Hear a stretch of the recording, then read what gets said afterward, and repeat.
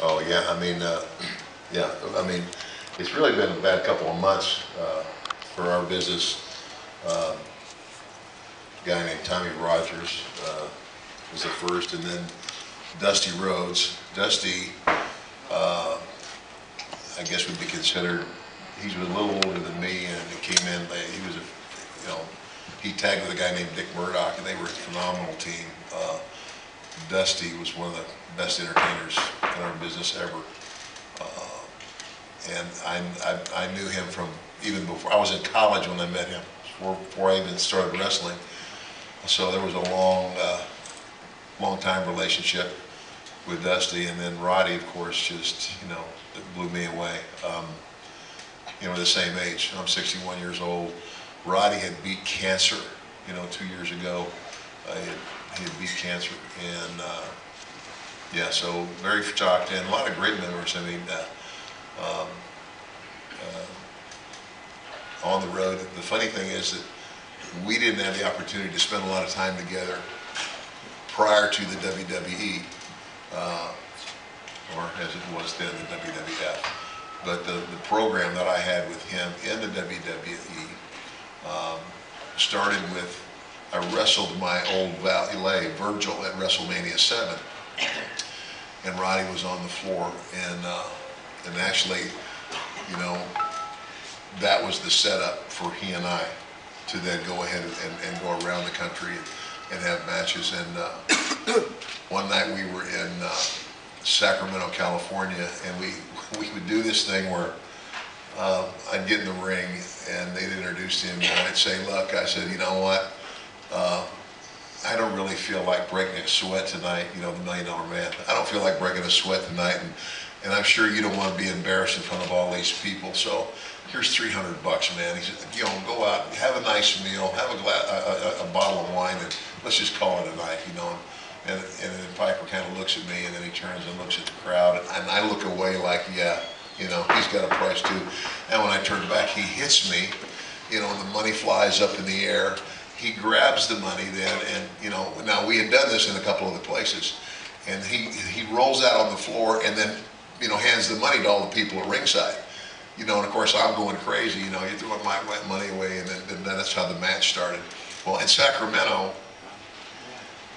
my wife hardly ever went to the wrestling matches, but I had a sister that lived nearby, and she came, and my wife had, she would always sit in the back or somewhere, and they put her and my sister on the second row of ringside. And so I told Roddy, and we never did this before. I said, Roddy, I said, listen, I said, my wife and my sister are sitting on the second row. I said, when you get the money, roll out, run around the ring, and slap it in their hands, and we'll go out and have a good time tonight on Vince, right? So he does that, and we go on with the match. We're oblivious to it, and when I got back in the back, my wife looked at me and she goes, don't you ever do that to me again. I said, why? She goes, when he put that money in our hands, he said that it was the fans, they were like piranha. They came right up over the top, and they're just grabbing for the money. And so she said, I just let it go. Back to the drawing board, so we still didn't get to go out and have a good time. But that was one of the funniest stories I have about Roddy. Me, I didn't really know Piper too well while we were wrestling.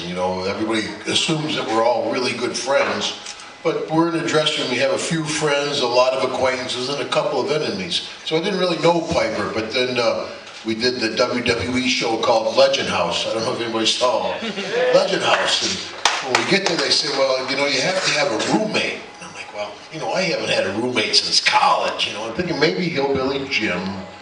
Maybe Jimmy Hart. When I get there and they're like, in your room and with Piper. I'm like, Piper? So for the first 2 days, we just walked by each other going, yeah, how you doing, brother? Just trying to kind of feel each other out. But boom, then as time went on, we ended up becoming best friends. They called it the bromance. As me and Pipes, and the friendship really did develop. I mean, we were in Legend House for 5 weeks. and that developed into best friends. We became best friends. Our families became friends. Our wives, our daughters, our friends, and of course his death was a huge shock. But one of the things about living with Piper, I could get away with anything. I blame it on Piper, you know. A lot of stuff they didn't put on Legend House. You know, the first night I was there, the first week, it was kind of quiet. So I said, well, I'm going to liven things up and I'll throw all the pool furniture in the pool. And a big whodunit the next morning, you know. So you just can't throw the pool furniture in because you'll wake people up. So I'm out there and I'm slowly putting all the pool furniture in the pool. And, you know, I sleep naked, so I'm naked out there sleeping. And you got to watch because you could have left that out. Yeah. That's the biggest part of the story, Ted.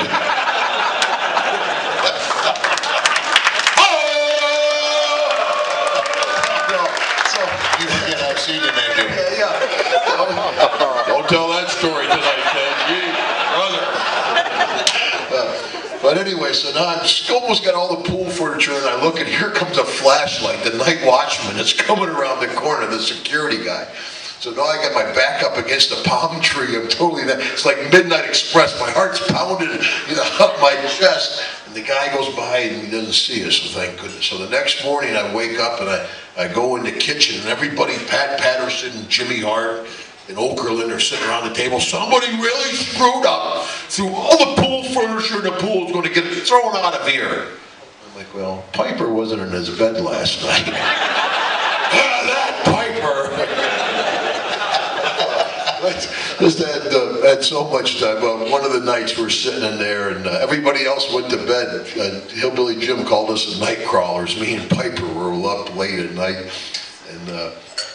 So the night the director, the producer of the show is running around. You can see he's panicking. You know, I'm in the kitchen eating late night. Imagine that. But anyway, I see the guy running around, and finally he runs into me, and the kid had a baseball cap on. He runs and he goes, "Piper's in the desert." I'm like, "That's okay, brother." You know, the Piper went over the wall. He went kind of stir crazy in the compound. And I told the kid, I said, you know, it's going to be all right. And the kid goes, "Not on my watch." So from then on, the poor guy is known as My Watch. The rest of the 5 weeks, "Hey, My Watch, come here," you know. But one of my best friends of my life, and I'm going to miss him.